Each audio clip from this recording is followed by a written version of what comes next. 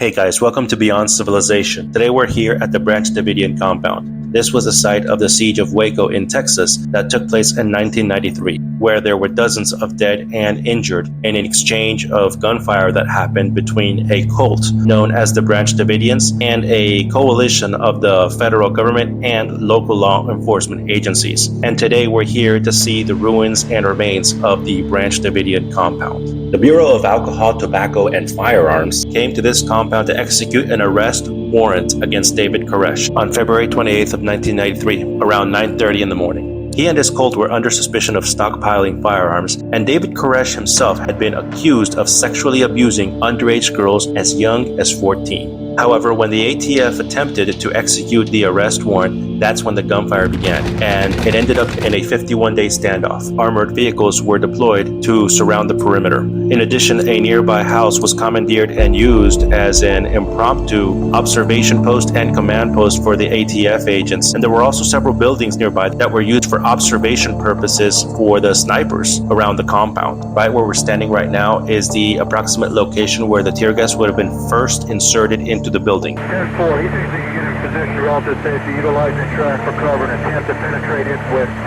military rounds. They used tanks with a mechanism to inject tear gas to the walls. They would basically ram their way through the walls and insert the tear gas. That was the ATF strategy, to try to flush everybody out of the building. The ATF was counting on the tear gas to drive the people out, to try to push them to release the children, thinking that their instinct as parents and protectors would push them to free the children. But they were wrong. Eventually, a fire erupted, and the flames would eventually engulf all but a few of the remaining Branch Davidians in the compound. So right around here where I'm standing right now would have been the place where smoke was first spotted when the tragic fire erupted. But the fire was to spread very quickly, and it would eventually consume the entire compound, and anyone unlucky enough to be left trapped inside. Each side blames the other for starting the fire. Right around here would have been the kitchen area, the watchtower, and the bunker, and it was basically, from what I've researched, a walk-in cooler. It was near the center of the installation and was thus considered one of the safest locations available. So this is where they hid during some of the final moments of the Siege of Waco, and some of the final moments in the very lives of most of them. This would have been the exterior of David Koresh's room. This is a different building now, but right at this site in front of us would have been the quarters of the man himself, the controversial leader of this cult, David Koresh. Over here was a large part of the stash of weapons, ammunition, and explosives that the members of the compound were using, and this could have well contributed to some additional explosions during the fire that raged here. But once this caught on fire, it would have blown up, and it would have just made everything even worse. Matter of fact, here they found some melted grenades as well as countless rounds of ammunition. This is the original pool that was used here at the original Branch Davidian compound. This would have been the water tower.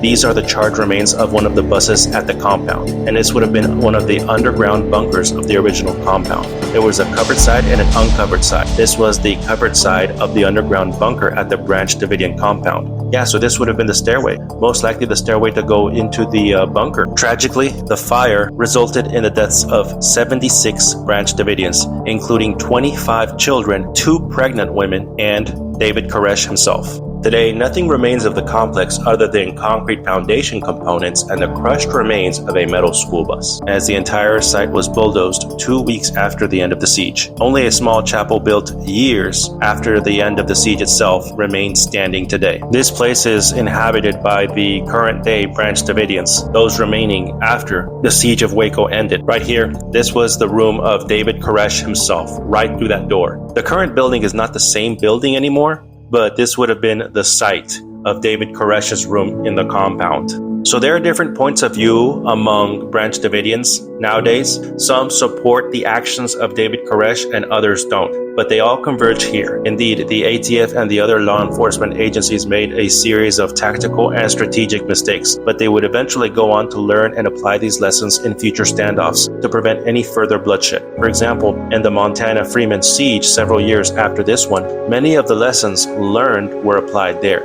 and the siege was ended without a single life lost. So even though the price was steep and tragic, the lessons and the legacy carry on, and they've served law enforcement agencies to avoid further tragedies like this one. Thank you so much for watching. Please don't forget to like the video if you enjoyed it, and feel free to subscribe to my channel if you would like to come along with me on my future adventures. I'll see you on the next one.